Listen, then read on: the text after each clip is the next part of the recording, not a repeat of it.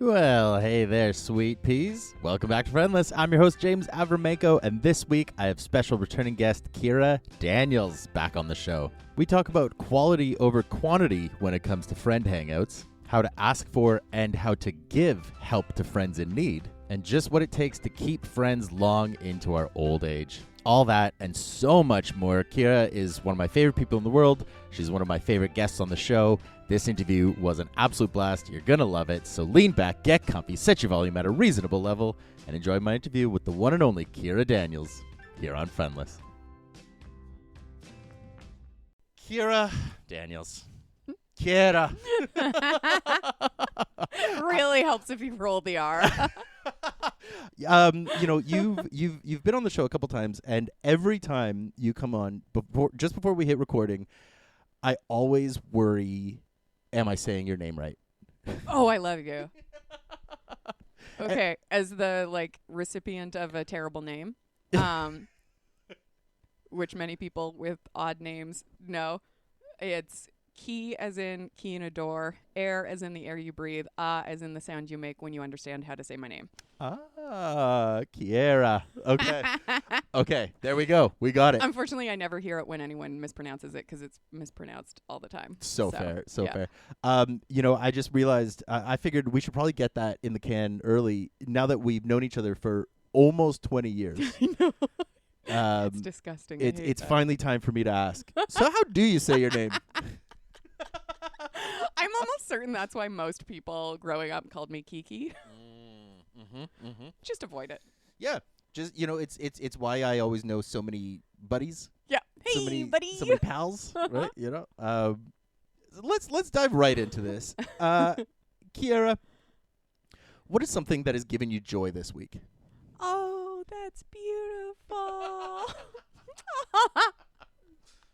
What's something that's given me joy this week? Okay. This is going to sound so sappy, and I'm so sorry. Give it to me. So Saturdays are my bed day, and I like to spend as long as I possibly can on a Saturday in bed. Where else would you want to be on a Saturday? I know, except I'm like an adult human, which means often that's not a possibility. Well, So our routine on Saturdays, George gets up early. He takes the dog out, so the dog's not bothering me.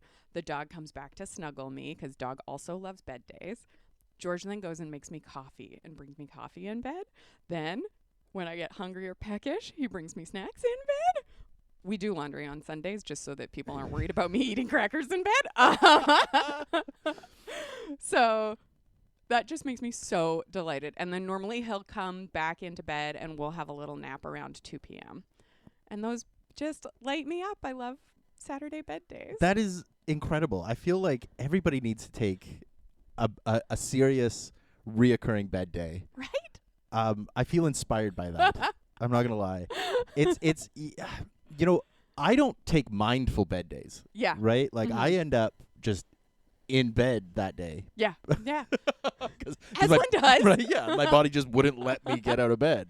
Yes. But I like the idea of mindfully choosing and kind of releasing the shame around it. Right? Yeah. And I think if you plan for it, it's a treat. It's luxurious. He'll open the curtains because I really like the light coming through the window.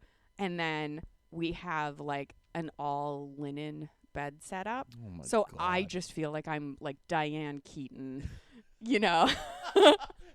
Of all the names, I feel like Diane Keaton. Yeah, why did I go for that? And Yeah, yet I do. The First Wives Club. Yes. Classic. Underrated. So I just feel like this rich old white lady in bed, and that makes me very happy. That's fabulous. I love that. Oh my God! Now you've got me thinking about Diane Keaton as a thing. Now my brain has completely derailed itself, and is I'm flashing back to this time. The one and only time I ever went to Disneyland as a kid. I saw Diane Keaton on the Jungle Cruise or the Jungle Tour. What? I was on the same boat as Diane Keaton. Oh my God! And she was a real, really a real bee with an itch. We tried to get a photo of her, but she could totally see and ducked away. My mom was upset. Oh, no. She was like, Annie Hall, how dare you? That is so sad, and I am so disappointed. So you heard it here first. Diane and I have beef. Yeah. So, you know, you've been on the show a couple times now, and so I was really struggling to come up with sort of a structure for this episode. I if know, you I'm will. a really hard person to talk to. That's just it, right? You know, and of course we end up like, you know, you came over and we've already been talking for an hour and a half before we even hit record. And I feel like I've used up all my good material now. You know, I know, but, yeah. It's going to be really mundane. But one thing that has got me really excited is it's a much like comfier setting than usual. Yeah. You know, like we're out here. I know this is an audio medium, but like we're out here just lounging. We're just lounging on our couches. So nice. Last time we did this, I was hiding in my closet with a comforter over me. I'd like built myself a tent. This is so much more comfortable. You'd like headbanded. Oh no, your I headphones. even forgot about the headband. Because your headphones were broken, so you had to like keep them on your head with a headband. It was incredible. Such a good look. I mean, you were a real trooper for that. Commitment. I really appreciate. Right? High. Exactly. Yeah. And I feel like that is a good kind of jumping off point for you know, as I mentioned offhandedly, like we've known each other for almost 20 years. And I like you more every day. The feeling is very much mutual. And I feel like our friendship is actually a really fascinating. I don't know if you would call it a case study or something. Like it's an example of a type of friendship that I don't know gets recognized as often as it might in the sort of narrative. You know, from my perspective, and I'd really love to hear your sort of your take on all this. It's like only on a podcast that you get to talk about what you think or like how you feel about the other person. Exactly, I love it. exactly, right? It's like what I find so fascinating is that it's like, you know, obviously we knew each other in school and we were friends, but I feel like we were friends in the sense of like how you're friends with everybody in school. Yes. You just know each other. Blanket friendship. Exactly. Yes. And then really through this show in a way was kind of where we reconnected. Yeah. And since then, I would say especially in the last, 2-3 years, you've become like a rock for me, for me too. like irreplaceable, Thank you. and I how do you describe that kind of friendship? That like it's like a slow burn, Yeah. I think sometimes when you see or participate in someone's life, even from the periphery, you're there for the moments of their life in a way that just breeds comfort. Mm-hmm. And you see them through these things, and sometimes you talk to them and sometimes you don't. I don't know how to describe it. It feels very comfortable and like there's a natural flow to it. There was something too, I said to you, I think last year, where I was like, I know we see each other like once a month at best. And I'm very bad at Ditto. making plans. But I still think you are my best friend. I love it so much. Okay, so you just reminded me. I was like absent-mindedly the other day trying to think of things that I'm good at because I'm currently unemployed. So which honestly is the number one item on your list of what you're good at. Yeah. Is like, I'm so good, nobody will hire me. Look at me. I'm so good. Yeah. Because like really, are you good at life or are you good at capitalism? Oh, that's a good point. I'm not very good at capitalism. No one should be. But I was having a moment where I was thinking about it and I was like, oh my God, like if Chapel Roan is your favorite musician's favorite musician, I'm your best friend's best friend. That's great. That's great. So that's mostly what I'm focusing on. You're the Woody Guthrie of friends. Thank you.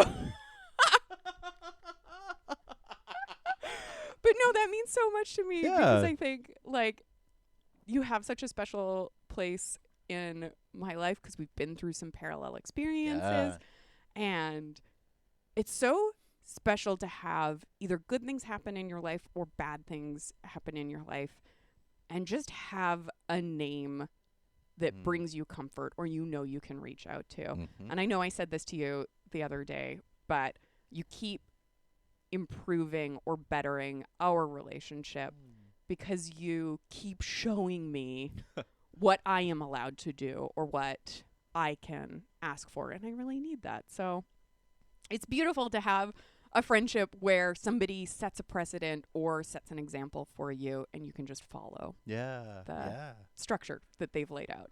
God damn. I mean, we're 5 minutes in. Best friends.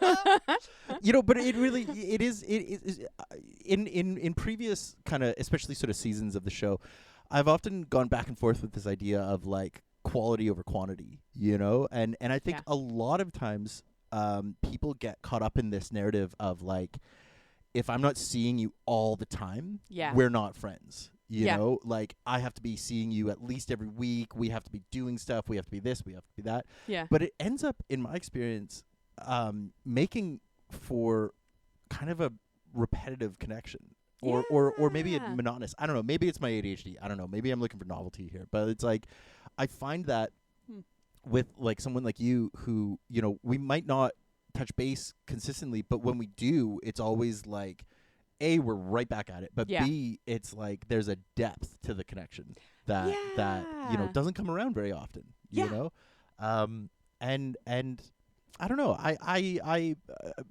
so far 10 minutes of this podcast has just been like us gushing about each other, but it's like I can do this for 4 more hours.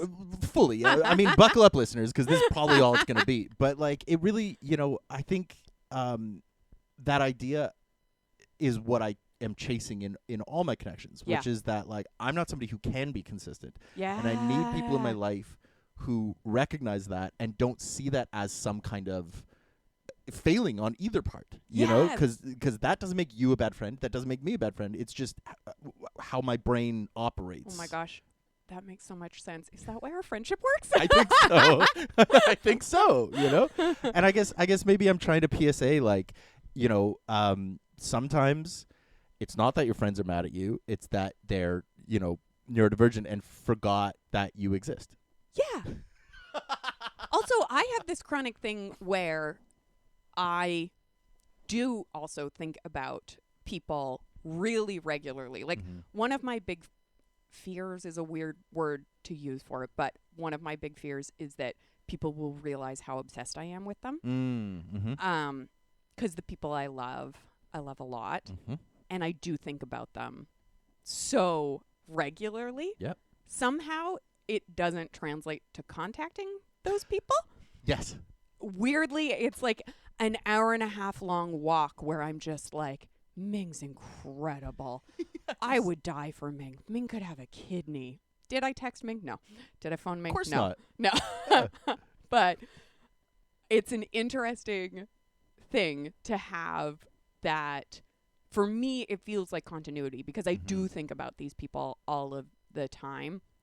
And I hope that they just know that or they feel that then when I see them, it's almost that like, how like in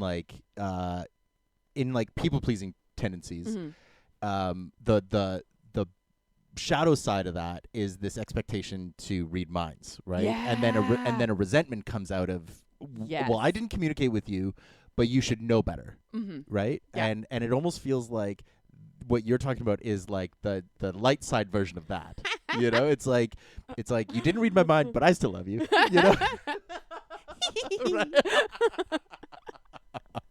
And I appreciate that because I have the exact same condition, whatever it is. I think often about the idea of like neurodivergent limerence, and the idea of like, a limerence is deeper than a daydream, right? A limerence is something that like actually feels real in your body, because it's so vivid in your mind. So it's like, when you think this is where things like parasocial relationships come from. This is where all these like, is that it's so real in your mind that it satisfies the physical need to actually have it in the real world. Okay, that makes more sense. Exactly. That's so interesting. And I feel like I have the exact same experience of like I'll stop and I'll just be like, oh man, whoever pops into my mind, and I'll just be like, that fucking hero, that that absolute doll. And then do I do anything about it? Absolutely not, because I'm now satisfied. Exactly. And I don't know what the balance of that is, because I don't think you necessarily do have to do anything with it, except that I do want to make sure people know that I love them and think about them. Well, that's the other side of it, isn't it? Yeah. Right? And then a part of me too is like, I think if I tell these people as regularly as I adore them and think about them, will they think I'm nuts? they are gonna think I'm nuts. I mean, so this is something Scott, my boy, we talk about constantly, is especially lately, we're talking about like discerning what part of me is at the wheel in the moment. Yeah. Right? Because there's so many, when it comes to neurodivergence, and especially when it comes to things like borderline, there's so many fragmentary versions of yourself, and they all hold a place of validity. It's not like this is a bad part of me that needs to be ignored. Yeah. It's like, well, this part of me has been conditioned to behave like this because underneath it is actually, whatever it might be. This angry version might actually just be like scared or sad, or, and so figuring out how to sort of discern who's at the wheel and what is their objective. Yeah. Right? And that's where the idea of limerances is coming into play for me, where it's like, it's this idea of like, I'll suddenly find myself in a daydream, and I am working on discerning, like, is this daydream something I want to just be with for a bit and enjoy and let it just kind of float away with me, or is it something that I want to turn into something concrete? Whether it's like an art project, or whether it's contacting a friend, whatever it might be. Like, and both are valid. Yeah. But figuring out how to discern that's really fucking hard. Yeah, what you want out of either of them. Exactly. What are the things you daydream about? Oh my God. Off the top of my head, what if I had a successful podcast? Like, what would it feel like to like have an actually like really successful podcast that like generated income and like people actually listened to and shared and were excited about and like, building connections, I daydream a lot about writing, about stories. I'm really good at coming up with ideas for stories, and then I really struggle with actually materializing them, Writing is hard. Yeah, especially things like essays. Like, I think of like twists on ideas. I think of like, these kinds of things. I'm working on one right now that I like in my head. When I say working on, I have not put a single word to the page, but it's like, unpacking ideas that I find interesting and kind of cool, analytical. But then I get terrified of them, right? Because then to materialize it means to risk failing. Right? It means it's so lovely to think about and not experience disappointment around. Right? It's perfect in your mind. And even though it's terrifying in your mind as well, it's like it's unblemished. And inevitably when it gets out of you, it's going to have warts, right? And it's not going to come out perfect. And, I think about, I remember in university I took a class about Bob Dylan. It was one of the greatest summers of my life. Oh my goodness. Yeah, I think we ran some real parallel, right? Useless, but deeply useful. Deeply useful, right? But he described the songs in his mind as mercury. He would be like, I see them as like quicksilver or mercury just sort of floating through my mind. And then when they get on the page, then they become whatever the fuck else they actually become, you know? But it's not like, I just find that disconnect so fascinating. And I feel like it really illustrates, like, when I think of something, it feels different than how it actually manifests, And that stops me often, which sucks, because that's not what an artist needs to do. Right? But it's such a cool description. That's such a beautiful description of it. Yeah. I like it. What about you? Do you, like, with the idea of, like, the limerence and stuff, like, do you find yourself mostly daydreaming about like friend stuff, or like what do you daydream about, Keira? What do I daydream about? So many things. Yeah, I think I do think of my people quite often, and I guess that's less of a daydream, but more sort of putting in order what it is that I appreciate about them, or what I think about them Sure, or yeah. how I might want to show up for them in a way that demonstrates it, because I think I'm very aware. I love telling people how I feel about them, and we so rarely have opportunities to show people. Mm-hmm. And I think often we keep those things to ourselves too, right? Like we deny people the opportunity to show up for us. Yes.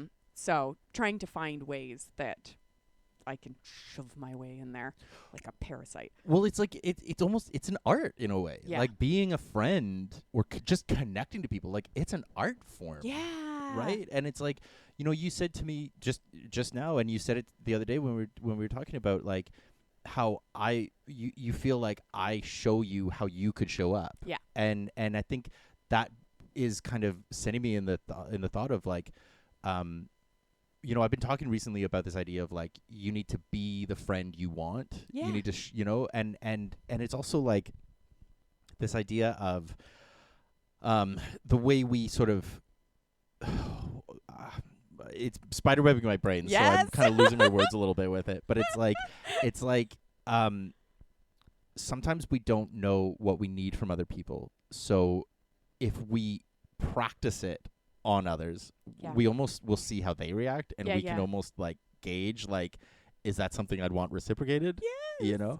And we have to make those opportunities for ourselves, right? Yeah. Like we do, like it's the same as anything. Like nobody's gonna sit you down and be like, okay, listen, you haven't talked to your friends in a month, so you should do this. It's like we have to Mhm. make that. It's sort of the frustrating reality of life is that like It's so true. right? And I find like for somebody who thinks of themselves as relatively imaginative, it's a real failure of imagination on my part that so regularly there are sort of standbys or habits in my life that it doesn't occur to me to break until somebody else does something that I'm like, wait, we're allowed to ask that question? I didn't know we could ask. Yes. You're allowed to ask to go to the bathroom in class? Why didn't anybody tell me? I've been holding my bladder for 3 years. Oh my God, more than that, no one should be allowed to ask. They should just go.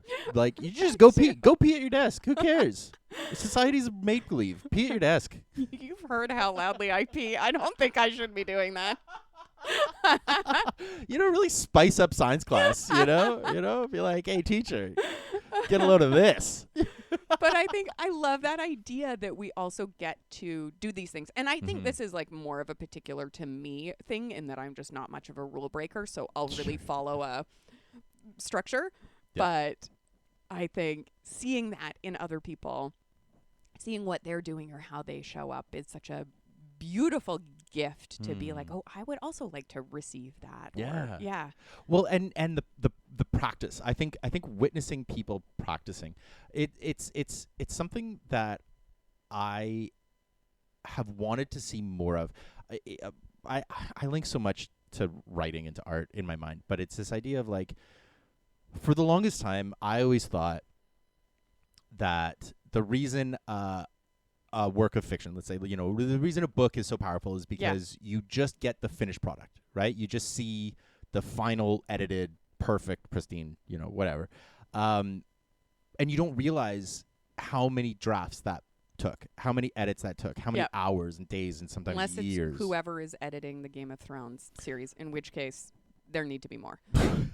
I was gonna say. Sorry. I was gonna say, in which case you're dead already, so just give up. Just give up. But Yeah. but it's like I really like witnessing practice. Yeah. And that's something I think I've sort of unintentionally implemented into a lot of my work. A lot of the poetry I post is like kind of unedited. A lot of the podcasts I put out is pretty unedited. It's like I'm really interested in the process. Yes. And I think that seeing the process demystifies it a bit, you know? And there's something in here so much about perfection. Mm-hmm. Like there's so much that we're expected to come perfectly to something. Yeah. And I wish, or I think, and only recently, probably because somebody else showed me, have I realized the strength is in being like, oh, I got that wrong. Can I try again? Yes. Not in nailing it the first time. Yep.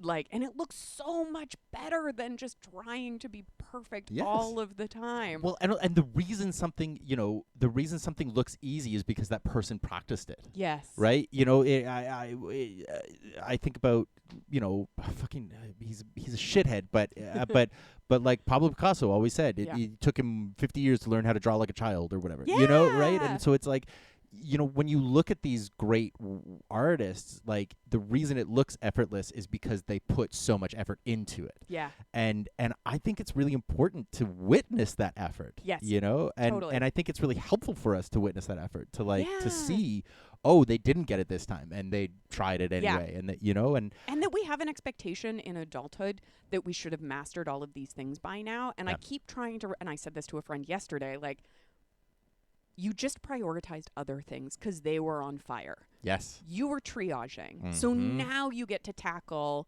whatever the new thing is that you want to face and you want to stare into the sun on.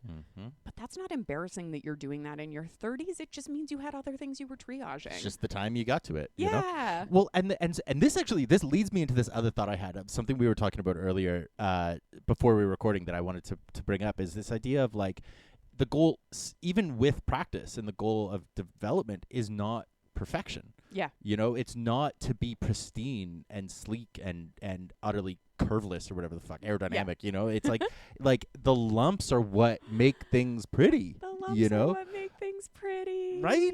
And so it's like it's still not with the intention of perfection. It's with the intention of doing it. Like it's like, was it Kurt Vonnegut who was like, our purpose in life is to fart around? I haven't heard that one and I love it. Right? Like, it's like, there is no fucking purpose. The purpose is just like, try shit, see what happens. Cool. Fuck yeah. And I always kind of hope that, not in a codependency way, but that when we see each other's messy, unpolished side, it's so much juicier. There's so much more to a friendship when we're not business professionals with each other. Like, I find it can be so easy. I don't know if it's our culture or where we live, or to sort of, when somebody asks you how you're doing, be like, never been better, healthier than ever before, lifting more weights, sleeping better, thriving. Yep. And it's so uninteresting. And I don't mean that in a sense of like we all have to struggle for the art or something. No. But just in the sense of like, if you're having a really good time, that's authentic. Tell me about that, but in the messy way. Like, it doesn't have to be perfect or polished. Yep. And if you're having a really tough time and you feel like sharing, that's great too. And I guess it's the polish that keeps people at an arm's length. And there's something about... It's sterile. Yeah. Yep. That we can kind of like share bacteria if... Well, that was gross. I love it. Keep that thread going. Keep following it. I love it. Yeah, that like we are able to build our own biome if we can share in that stuff. And it's always that weird, strange stuff where somebody shares something with you that you're like, if you hadn't told me that, I wouldn't be able to tell my other friend who's dealing with XYZ that, oh, there's this cool thing somebody said that, like, I just had this conversation. It was so useless yesterday. I love you, Alana. You're not useless. The conversation was just hilarious. Alana was telling me about her hot feet. Her feet are always hot. My friend Sam has hot knees. I know, I have weird friends. I love this. You're friends with parts of the operation guy. Eventually I'll have one human body and I'm collecting all of your pieces. And I just, there's no, why are we talking about Alana's hot feet? But then she had these exercises and she was like, I think it has to do with nerves. And so if I do this series of stretches, it actually feels like it helps. And I was like, you saying that, I can now go tell Sam about her hot knees and just share this little thing. And maybe it helps her knees and maybe it doesn't. Yep. She knows that I was thinking about her and I loved her in a moment she wasn't in front of me. Yes. And I think there's something beautiful about sharing those like mundane or messy parts, because we're all just like collecting little pebbles to share with the other penguins. Yes, 100%. I talk about it all the time. Pebbling. I'm always about pebbling. Yes. Because it's like that's kind of all I have the capacity for. But you also, you know, this loops me back to something. You shared this really beautiful story of your grandma and weaving. And the idea of the lumps in the string. Could you explain that story? That's so sweet. Thank you. Yeah. Yes. My grandmother was like a master craftsman. She did amazing spinning. Like she'd dye the wool, spin it, and then weave it all in her basement. She had a huge loom in her basement. So when she first taught me how to hand dye the wool and spin it. I just love that your grandma is the fucking queen of Ithaca. She's like definitely a witch. And she taught me how to like dye the wool, spin it, and weave it. And as a like professional perfectionist, I was so bothered that it didn't look as good as hers because she was so masterful at it. And I would get upset because when you first learn to spin, the like yarn will develop these little lumps because you can't have the same tension or consistency. Also, I had child fingers. Yeah. Oh my God, I was a part of child labor. So you're learning how to spin and you've got all of these little lumps. And then when you weave the lumps, like we were making placemats, they have all of these slubby little like nubbins through these placemats. And I was getting really frustrated with it. And Grandma said, you know, the more you do this, the less you will ever be able to reproduce this. Professional spinners and weavers are never able to get this texture again. So as much as you might be frustrated right now, this is precious because it's rare. And the more you do it, the less you'll be able to recreate it. Yeah. And I love that idea that as you work on something, those attempts are what make them precious or rare and more valuable. She said, like, because it's so hard to do, pieces that have these lumps in them are way more costly. Yeah. Because they're far more rare and it's so hard to produce. So fuck. I love that so much. It's so cool. Yeah. I keep trying to apply it to other areas of my life that like I'm really bad at this right now, but eventually someday those lumps are going to come out and I'm going to miss them. Yes, exactly.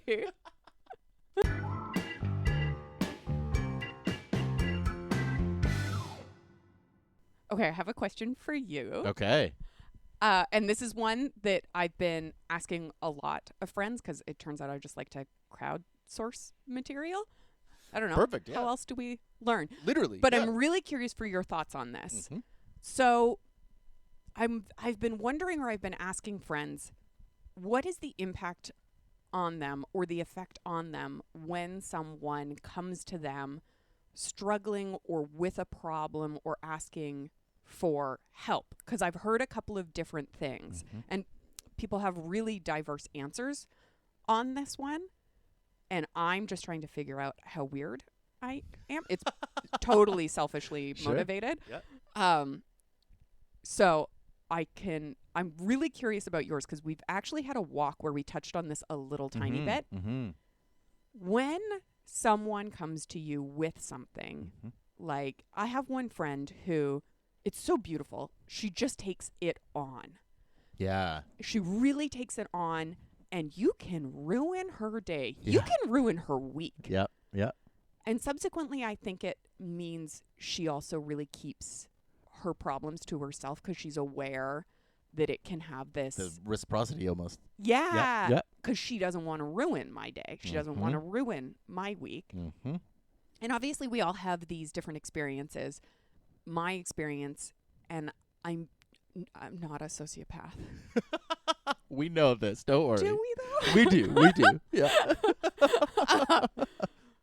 I can feel sympathy in the moment, and I can feel compassion, and I will still think about them, not in that moment.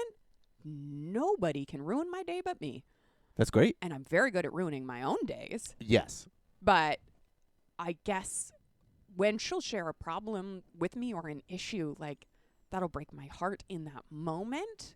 And then life continues, and I feel this sense of like, but I know she's got it. Yeah. how do you process somebody coming to you?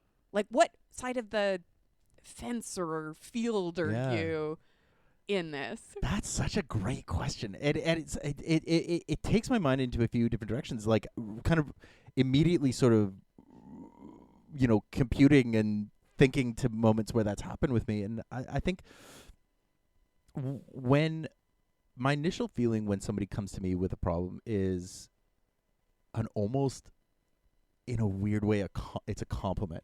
Right? Because it's like, oh, this person trusts me, and that's really beautiful. It's and like so much gratitude for yeah. being in this person's life in that way. Exactly. Yeah. So it's like it feels like a responsibility, and it feels like, it feels like a compliment. It feels like a validation of like, okay, this person's struggling and they trust me with this, and that's incredible. And yeah, it doesn't tend to invade the rest of my day. Yeah. I think it's more to do with like my lack of emotional object permanence. Oh, that's interesting. So it's like if it's not in front of me, it doesn't exist. Yeah. But when I'm in it with them. Yes. And I like helping. I'm a big fan of validating, and I'm a big you're very fan good of at it. Thank you.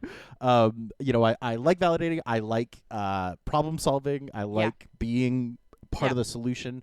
But yeah, once it's done and over with, I tend to just go about my day. Yeah. On the flip side, though, I don't offer that same understanding or kindness to myself in asking for help. Right? Okay. 'Cause despite my knowing what it feels like in my body, I still have all the narratives in my head of, I'll ruin somebody's day. Nobody wants to hear from me. I'm a burden. Exactly. All that shit. Right? Yeah. So I will, it takes a lot for me to reach out to someone.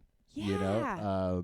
And I often get caught up in my own internal narratives of like, well, you've been doing therapy so long, you know better, you should just use your tools, you should just do this, you should just do that, and why isn't that working? It must be because you're dumb, and da da da da da, and on and on and on, right? Yeah.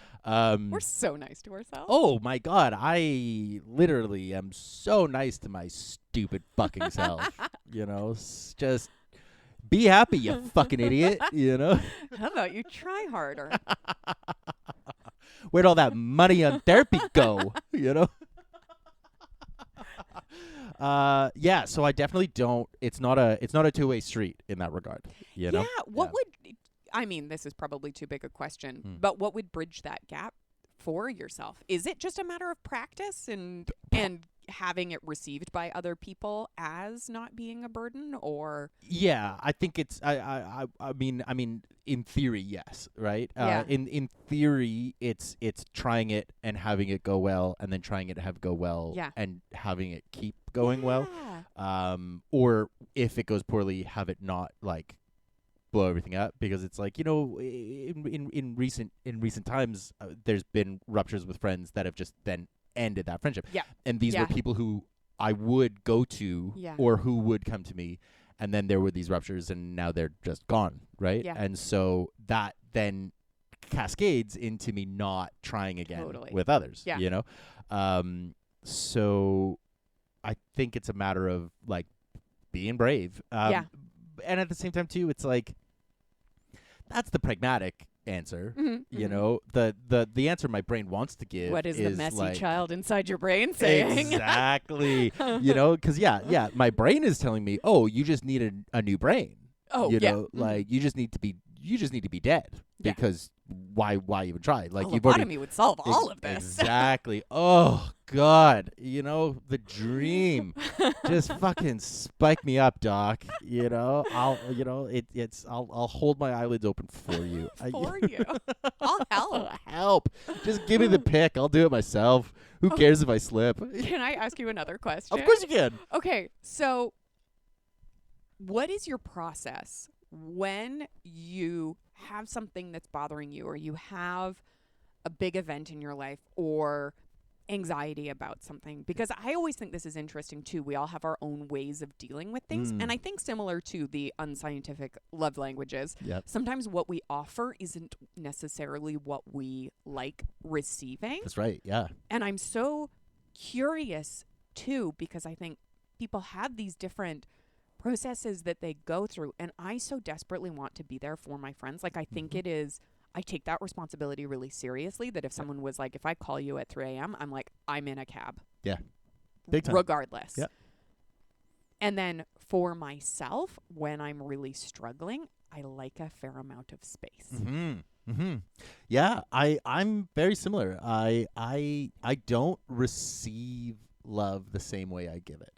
And I mean, I don't believe in the love languages. That's because they're nonsense. Because they're nonsense. Thank you. Because they are. It's like, it's sometimes just, when we talk, I'm like, do we have a shared brain? like, honestly though, because it's the same as, you know, I mean, it's not quite as what's the word? It's not quite as gag inducing as, like, you know, I think attachment theory holds a lot of water. And I think that the idea behind the love languages holds a lot of water. I think it's helpful to have a discussion about anything. Like, my mom is amazing, mental health professional. Sorry, now she calls herself a farmer. No notes. But she would do this thing often where she would love reading people's tarot. She puts no stock or science in it. Do you call it tarot? Yes. What do you call it? Tarot? Oh, my God. Okay. Is it properly tarot? I have no idea. I'm going to call it tarot from now on. I love it. Watch, I'm going to change the pronunciation like 6 more times in this conversation. The tarot. So anyway, it's tarotting. So I always really liked this perspective of hers where she would say, like, let's read some cards on it. And she would treat it like a coin toss. If you don't know your own mind, this will reveal your subconscious. Yep. Because if I tell you, oh, the cards say to make this decision, and you feel disappointment, now you know something about yourself. Yes. And I always kind of liked that idea for these sort of flimsy things like love languages or something. Like, it's not helpful, and to hang your hat on it entirely useless. But I like the idea that at least it starts a conversation. That's right. It opens people up to. I just find that more often than not, people stop there. Yes. You know? Entirely. And it's like, no, that's the first question. That's not the answer. Yes. You know? Yeah. And because it's like, you know, of course I like getting gifts. Of course I like being touched. Of course I like hanging out imagine the with person people. who's like, no. Actually, acts of service, because my mother keeps buying me vitamins and I wish she wouldn't. Yeah. And she says that's gifts and acts of service, and I think she's a dick. Yeah, literally. Yeah, an act of service is listening to me, Mom. You know? But that's what I mean, is that it's like I read them and I'm like, I like all of these and I like doing all of these. So am I a mutant? Am I selfish? Or is this bullshit? Yeah. You know? Like, but I think in terms of what was the question exactly? So, like, circling back to what is your process when you're going through something, and what is that thing that sparks it in you to speak to someone else or reach out to a friend? Yeah. So I am deeply mentally ill, and so It's so pretty. That's just gorgeous. My process tends to be shut down. Yeah. Disassociate to video games. Stop showering. Don't get out of bed for a while. Forget to eat. Ignore text messages. Get really fixated on sharing memes. Yeah. You can really, you know, for listeners, you can really gauge where my mental health is at by how many memes I shared in my story that day or week. You can really, the more I'm sharing, the less well I'm doing. They've done studies on this, hey? They're cries, they're little micro cries for help. Yeah. Every single one is just a tiny little call for help, you know? And the fact that none of you are answering. So rude. Yeah. Just says a lot about you, you know? I'm just saying, open your eyes, sheeple. Wake up, you know?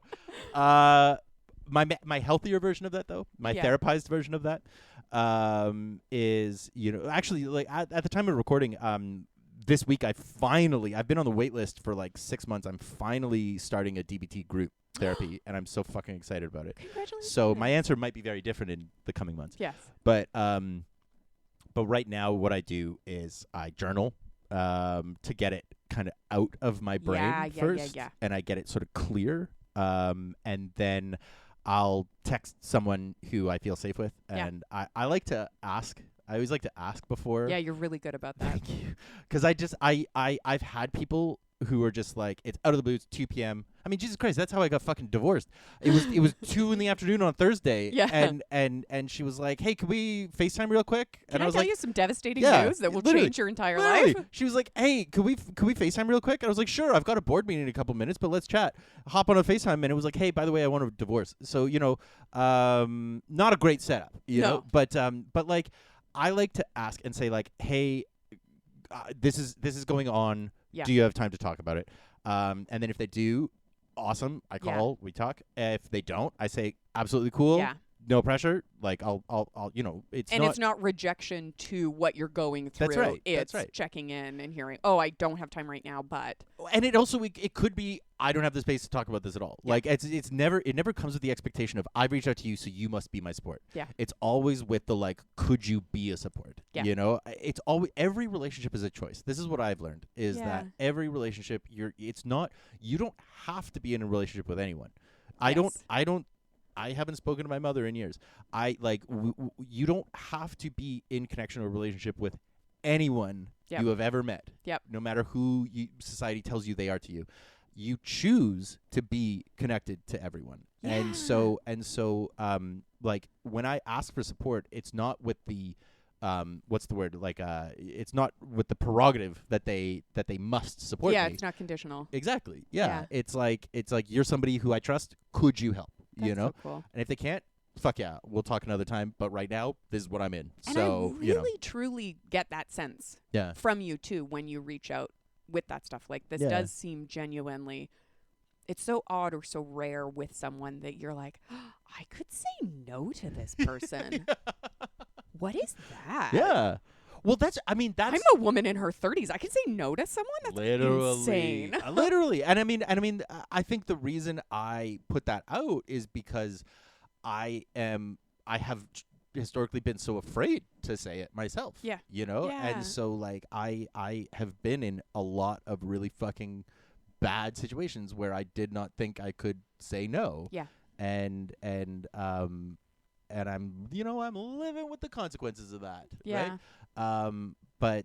But knowing, it's that meme. No is a complete sentence, Yeah. Right? And it's not, a no is not a sign of disrespect. It's not a rejection. Totally. It's not a abandonment. It's just no. Yeah. That's all it is. It's innocuous. It's 2 little words. And we read judgment into it, but it doesn't actually contain necessarily that much meaning. That's just it. And you have to be so mindful. It's just no. That's all it is. But what narrative you apply to it is what it becomes. Yeah. Right? And so you have to be really careful around what you're telling yourself about what people are telling you. Exactly. And what I think is really amazing too is when you give people the option. Like, I think this is the beauty of being inside the messiness of life rather than outside on the polished edge. Mm-hmm. When you give somebody the opportunity and they feel totally comfortable to say no, when they say yes, it's such an enthusiastic yes. Bingo. Yeah. And they really mean it. It's authentic. Yeah. And that's the thing. I'm all I want in my life, and all I want from the people in my life is authenticity. Yeah. And if you authentically don't give a fuck, awesome. Yeah. You don't have to. Yeah.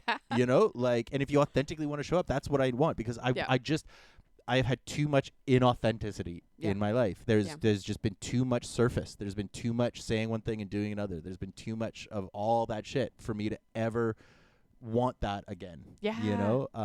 And you can smell it. You can, oh my God. It's like a fuck, I have in recent months become really reluctant around using terms like narcissist and stuff like that. Yeah. I think they're way overused. I think there is definitely a reality to the condition, but I think like somebody being a dickhead doesn't necessarily make them a narcissist. And you can diagnose everyone and their dog with it. Exactly. And maybe it's the fact that I got diagnosed with a cluster B disorder. I don't know. But I think that why did I bring that up? the idea behind like the narratives we create around Yes. people, Yeah. and the idea of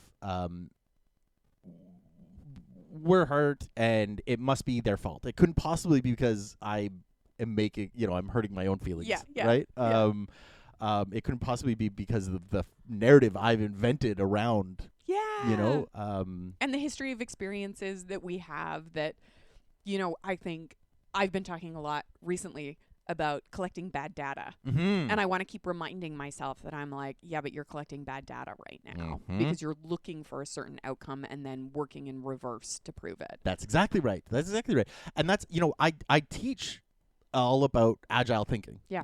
And it's this idea of like what you think works for you right now, but it might not always. And so it's about being prepared to take in new information and change, Totally.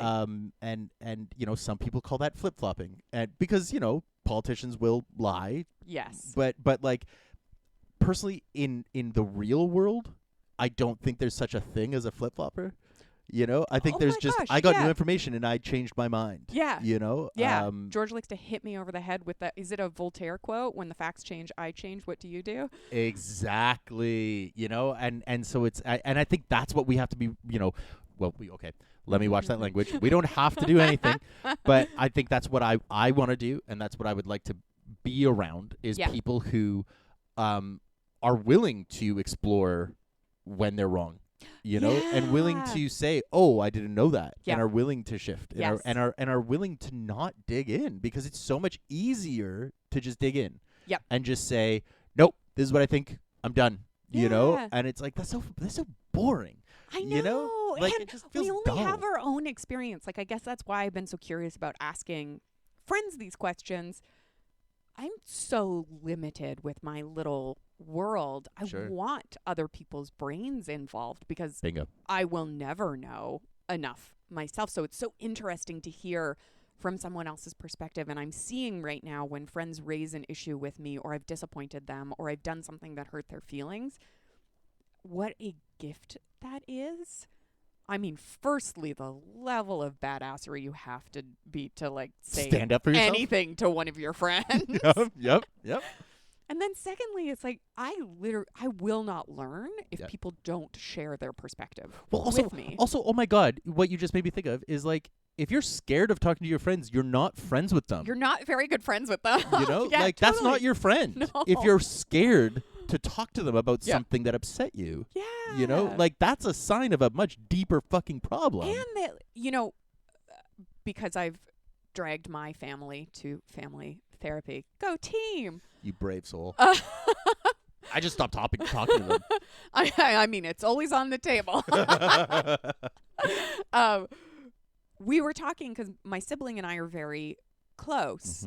And we were talking about conflict resolution because conflict goes so well with them.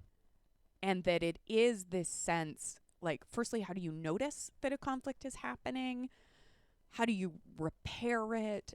And I think so much of it is just there's very little like ego involved in it, just deep love for this other person. So when this other person comes to me and is like, oh yeah, so this thing happened the other day and this was my takeaway from it or my thought about it, your response isn't, oh, well, you're wrong or that's stupid, but to be like, I am getting access to this whole other brain outside of myself, which has intelligence and lessons, and somehow I've made this all about me. And validity.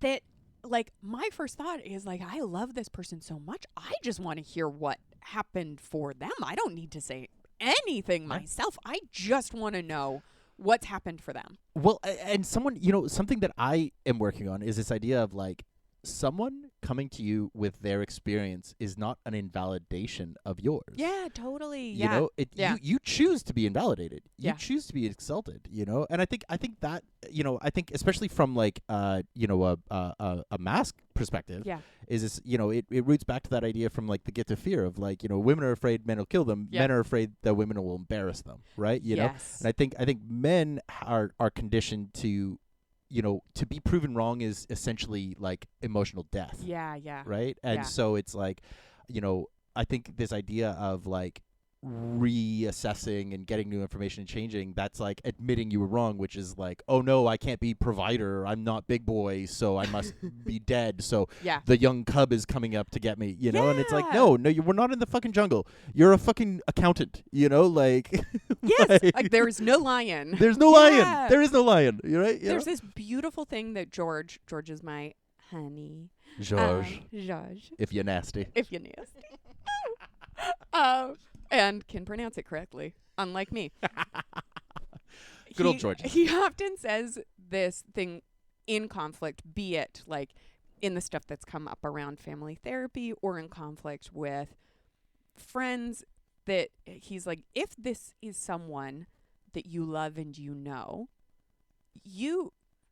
if you think they're insane or totally out to lunch, but you also believe that they're a reasonable person, all that's lacking is information.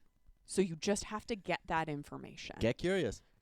It's not that suddenly you no longer recognize them and they're not the person you ever were in a relationship with. It's just that you're lacking the information, because once you have it, you will actually see where they're coming from. And you don't have to agree with it. No.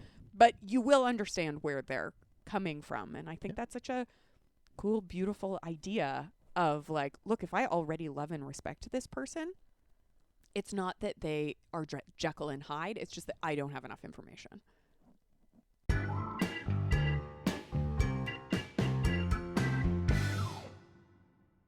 All right. We are watching the time a little bit, but just so that you're not starting off every segment, which I love, but I'm realizing you're so good at this, you're kind of doing my job for me. If only that were true. But you have one other question that we wanted to get into this episode. Yes, absolutely. Okay, so I've been thinking a lot. My parents are aging. They had me quite late in life. And friendships are so important in those years. Yeah. Like, really important. Do you have any thoughts about what friendship would mean to you in your late 70s or 80s? What does friendship look like to you? And do you have any ideas? I'm so putting you on the spot with no preparation. I love this. How do you build that now? Yeah. For a lasting friendship in those years where you do that support or the knowledge of each other's lives is so much deeper. Okay, I can the first part of it, like it makes me think of my grandparents. My grandma and grandpa had friends that they'd known, they both died, late 80s, early 90s, and like they knew their friends like 80 years, Oh, that's amazing. Some of them, at least, and they had friends that they'd known since they were teenagers, since they were, and everything like that. And it was a matter for them of like making a point to see people, My grandpa every morning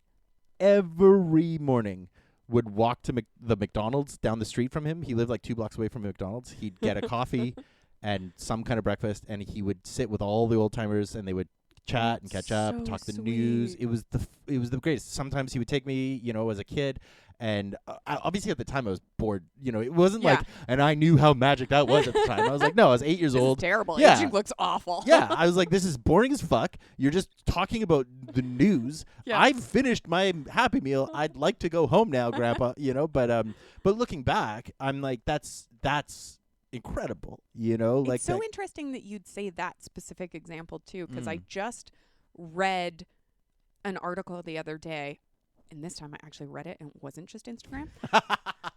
And they were saying the hard part of adult friendships, this was another question that we're just going to have to set aside for another time because I have too many questions for you. Next episode, yeah. I am the captain now. That they were saying the way you build adult relationships is through play. It's the same way you build childhood relationships. Yeah. We just don't do that as adults. That's right. Yeah. But for adults to go to McDonald's and have your coffee with your friends and talk about the news, that's your play. That's the thing that you do as a grown up. And I just think that what a 'Cause he cool thing. That's right. Because, he didn't show up as his job, right? Yeah. And this is the thing. I think a lot of people, in our age demographic, like, we make friends with the people we work with because they're the only people we have time to be around. Yes. But we're not necessarily like, I don't find I make friends with the people at work. Yeah. It's after work. Yes. Yeah. We go out and whatever, and then you build those connections that way. Yeah. But like, you don't Sounds really. like you've had more serious jobs than I have. Well, that's probably debatable, but I don't stick around very long. But it's like, you don't really make friends at work. You make friends at play, right? Yeah, and exactly. you make friends at off time. When you're just yourself. Yes. Right. And I think it's funny because it's like I think I'm arguing for a type of behavior that I don't necessarily have the capacity for right now, which is consistency, and which is like, planning, or which is maybe not necessarily planning, because it's not like they planned it, but like it's like seeing something works and keeping on doing it, right? Yes. My grandpa had this other thing. He always went to this thing every Tuesday. It was a luncheon called the Knights of the Round Table. What? Right? And it was like, I mean, I think it was literally just like a bunch of business people who just like would have lunch and like talk, like give speeches and stuff. It was like probably some like one of them was named Galahad, but we didn't ask any questions. Right? Like, honestly, I feel like it was like a baby Illuminati in a way, like, because it was like just in fucking Calgary, but it was like probably just like business people who just like, and it was probably like an all men's thing. Like, I'm sure it was deeply problematic on so many levels, but like every Tuesday for 6 years, to the point where like before my grandma died, she had dementia when she died. Oof. And she like, if we saw her on a Tuesday and we said it was a Tuesday, she'd be like, "Oh, is her about the Knights?" Really? like he had gone so consistently for so long, even with her. Literally, even in the depths of dementia, she remembered the Knights. I don't know who you are, but if it's Tuesday, exactly. So I think it's just like finding something that works and sticking to it, right? Yeah. And I think that element too, like something that you're describing here as well, isn't even necessarily consistency, but it's maybe also something like that trip to McDonald's. Maybe he would have done that anyways. Yeah. And I find it somebody who really struggles with like set plans, and I need a certain flexible schedule. Yep. That maybe the play to me is like, I have one friend who just periodically will be like, "I'm going to Costco. Do you want to come with me?" Yes. Yeah. And I'm like, I have to shop anyways. You have to shop anyways. Yep. Let's do the shopping together, and then it's low stakes, low cost. Yep. Like, yep. Yeah. I think it's like sharing the load, right? Yeah, it's pulling a Samwise Gamgee and just share the load, right? Like it's like I think that's actually, those are some of my favorite things to do, is exactly what you're describing. It's like, I have to go do this thing. Hey, do you want to come with me? Yeah. Like I am your DMV friend. Yes. I will wait in the DMV, right? which we don't have, but no questions. You know what I mean? Yeah. But it's like, I remember like, I actually Costco's a perfect example. Because it's like, I'll never go to Costco alone, but going with a friend, one of the best days of the week. Yes. It's so true. That's how I ended up with a giant Snorlax pillow. Like I went with Gavin, and it was like, of course I'm going to buy a fucking Snorlax pillow, amazing. Like, and we're going to drive him home like he's our son, Yes, like, of course we buckle are, him in. yes, Baby's got to be safe. Exactly. You know what we're about. But beautiful. But yeah, it's I think it's sharing, it's sharing activities beyond work, I think is really key. And then just like just staying alive, I think that's the other side. The second part of your question about about the maintaining thing, I think it's like, 'cause by the end of it, my grandpa was one of the last, and like he watched all of them go, and he got real, like by the end he was really morose. He was very melancholic, and all he could talk about was like, oh, buried so and so this week, and and so like, so there's this part of me that's like, I'm not sure if I want to be the first to go or the last to go, or don't worry, we're not healthy enough to be the last to go. I know. I always think about like, oh yeah, my grandparents all had pretty good life expectancy. They all made it pretty late, but like they didn't have vapes, Like they didn't have microplastics in there in every fucking sperm sample ever tested. Just a microplastic. We're fucked. We're so fucked. And then my parents are so healthy. They're so healthy. They're so active. I cannot stop myself from eating an entire can of sweetened condensed milk. Oh my god! Oh my god! I was literally just thinking about this. It was my dad's birthday this week. Yes. And chatted with him. He sent me some pictures. He looks fucking great. He's in his 70s. He looks 20 years younger than his age. But like, he bikes all the time. Yes. He swims. He's a vegetarian. Oh, they work so hard for it. He's doing the work, and it shows. Yeah. It pays off. And I my first instinct is like, man, I can't wait to get old because I'm gonna look like that. And then it's like, no, James. I'm gonna look like one of my uncles who looked like he had one foot in the grave when he was 40, and didn't make it as long as my dad did, Exactly. So it's like, if you want that, you got to work for it, because even the celebrities who are all fucking half plastic, whatever they're, taking their Ozempic or whatever, they also have nutritionists, and they're also working very, very hard. Exactly. It takes a little work to look that fake. Yeah. So like, you're not going to just be able to plastic surgery it away or Botox it away or some shit. No. No. Yeah. So I'm fucked, basically. Yeah. So friends as an old age, don't count on me. No. I think I'm going to die. You're for a good time, lonely. not a long time. Yeah. I think I'm going to die real quietly alone. I used to always joke that I hoped I died screaming, because at least at the very end I'd be really alive. Oh. But then I realized what a dark statement that is. So dark. Yeah. Yeah.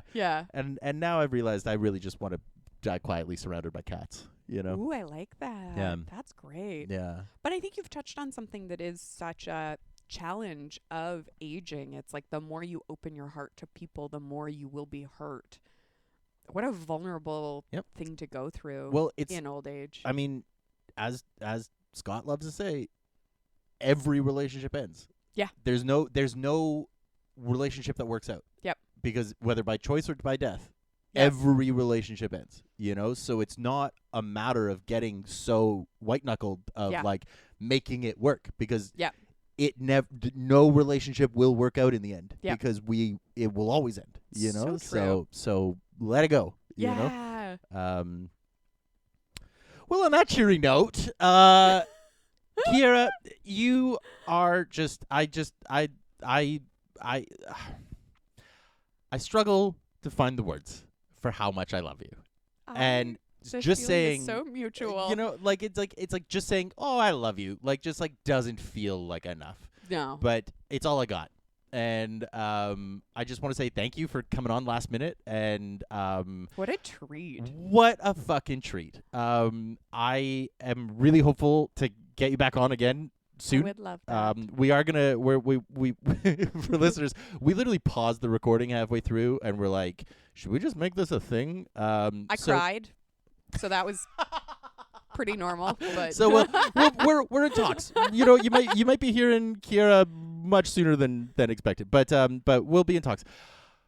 Before that, I want to say thank you. I want to say I love you. I want to say how just magic I think you are, and just what an incredible human you are. And I want to leave listeners. I always like to create some false sense of value at the end of the episode.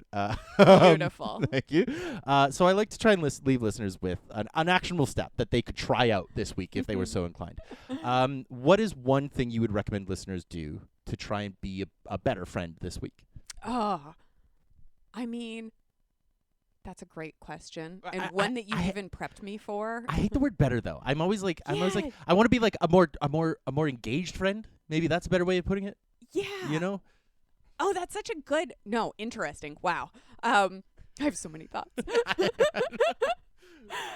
I think one of the things, and this is going to sound so superficial, but one of the things that you had said earlier about posting your memes to your stories, I've found, especially with those friends who are long distance or you're not in as much contact with as you want to be, or perhaps feel you should be, because I am very bad at consistency. Object permanence, it's fine. It's so many of those things are openers. And to use those as an opportunity to just shoot that person a little message, to check in, to say hi. I kind of think, when I was last dating there weren't apps, but I'm intrigued by them. And from what I hear, Hinge gives you prompts. It can, yeah. That you can, like, jump in on. And I guess I've kind of been seeing friends' Instagram stories as prompts. Oh my God, I love this. You do? Yes. Because I think it sounds Say more. so superficial. But No, to say look more. at that, like when someone posts something, and because people don't have expectations around it, it seems like a lower barrier thing to be like, oh, I can like their story and I can shoot them a little comment, and it doesn't have to be like there's no expectation on there, and they can just heart it if they don't want anything more. But it's a little start of a conversation, a little prompt. Yeah. I love that. Especially because I wasn't kidding. They are cries for help. So like, if you see me sharing a lot, I'm not okay. Send a prompt. Someone please reach out. But also like, I know that there are friends in my life who, you know, for instance, like on my poetry account, there's 2 friends who consistently like everything. Yeah. Christine and Darcy, I want to shout you out because I love you both, and like they're always engaged. Yeah. And it's like, that just means the fucking world, you know? Isn't that amazing? Like, but I almost want to like, I don't want to challenge them because they're perfect, but I want to challenge other people to do more than just like. Yeah. You know, like you say, use it as a prompt for a conversation, for an actual connection, and to like, even if it is just a little like, that's funny, or if it's just something, it does like, I think for me, it's like sometimes it feels like, oh, to reach out is like too much of it, but like exactly, that could literally change someone's day. Yes. Just to say hi. And I know it's so silly because we talk about social media and it is like feels so vapid and so superficial, but if it is a way that we're connecting, especially for long distance friends, like I never share to stories and I never do anything, and I was ganged up on into posting some stories over because people want to know last weekend, and I heard from people that I haven't heard from in years, and there's something about that because I had that realization then for myself where it felt so good to get little messages from people, or even just funny little coincidences. Like one of my really good friends in the UK had coincidentally just texted me like, are you mostly pumpkin spice at this point? And I had just posted that I was like having the biggest pumpkin spice of weekends. And that feeling of being like, somebody knows me. Yes. It's so beautiful. And then I had this realization that for me, that was a really easy way, because I do feel a certain amount of shame for not, like, if I let too much time pass. Sure. And that if you can use someone's social media or stories to reach out, it like eliminates that. So I've contacted you out of the blue and nothing's wrong, I promise. Yeah, but how are you? I mean, okay, so that puts my brain in 2 different directions. One, that's kind of the impetus for this show, is being like, oh, there's no other way for me to say, hey, I want to talk to you other than like, hey, come be on my podcast. Yeah. But the other thing is, it makes me think of like, it's almost like sliding into someone's DMs, but for good. Yes. You know, like don't use it for evil. Don't use it to send dick pics unprompted. Use it to validate someone's day and make them feel seen. I won't. You know, stop sending me all those dick pics, Keira. You know, well, don't. But you know, some of them are impressive. But you know, it's like slide into the DMs for good, not for evil. You know? And that it is a little spark in someone's day that is pretty low effort. Exactly. Truly, if you're not at high capacity. That's just it. You know, a hello doesn't have to be a fucking conversation, right? Unburden yourself. Exactly. Oh, Keira, you're the best. Such a delight, James. I feel like every time we talk, I walk away feeling lighter and more curious about the world. And what a gift to have a friend that time in their company like lasts a week after you see them. That's such a beautiful, like, I walk away with this energy from you. And it's so beautiful. Oh, thank you. I love you so much. The words fall so short. Oh my God, thank you so much. Thank you. I'm just gonna stop recording here because I don't know what to say. Ooh, thanks everybody. Bye.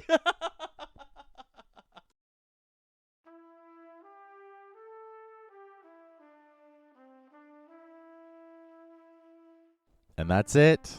Thank you so much to Keira for coming on the show. I love her. I love her with my whole heart. I'm so grateful to be her friend.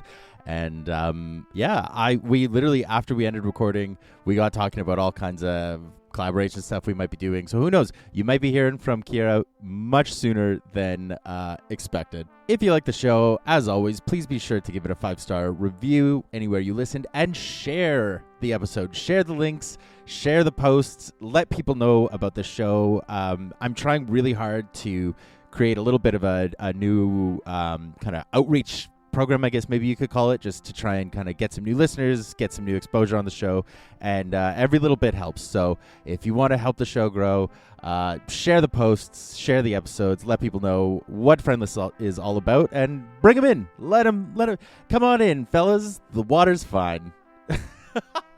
What the fuck am I saying? I don't know. The long-promised Substack reboot is still in the works. It is coming. Be sure to sign up for it in the show notes. There's tons of fun stuff that I've got planned that are coming very soon. I just have had a little bit of a chaotic September and October and 2024. So it's coming, I swear. But you don't want to miss it. Sign up for it in the show notes. And enjoy yourself. Enjoy it. Enjoy. Wow, I need to stop talking. Yep, I'm going to wrap it up right here. Thank you so much for listening. I'll be back next week with a brand new episode, and I hope to see you there, but I'm not going to worry about that right now, and neither should you, because that is then, and this is now. So for now, I'll just say I love you, and I wish you well. Fun and safety, sweeties.